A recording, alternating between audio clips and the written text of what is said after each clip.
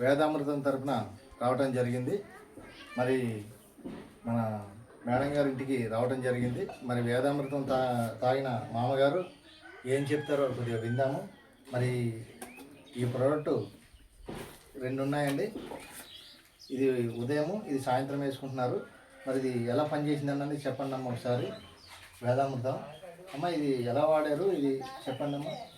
ఇది పొద్దుట కొంచెం గోరుమ్మడి నీళ్ళు తాగి 1 నిమిషం పోయాక చేసుకుంటున్నాను బాబు. ఇదేమో రాత్రులు అన్నం తిని పడుకుండేటప్పుడు ఇది వేసుకుంటాను. ఎలా పనిచేసినాయమ్మా మీరు వాడిన?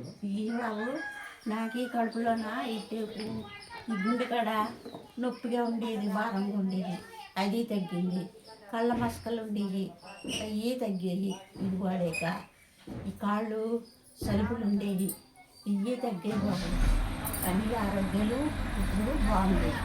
నా మనసులో కూడా కొంచెం ఆరోగ్యంగా అప్పుడు నీరసంగా ఉండేదాన్ని, గబగబలు నడలేకపోయేదాన్ని. నీరసం కూడా తగ్గింది బాబు. ఇప్పుడు చలాగ్గా ఉంది నా ఆరోగ్యం. మీ పేరేం పేరమ్మా? లక్ష్మి.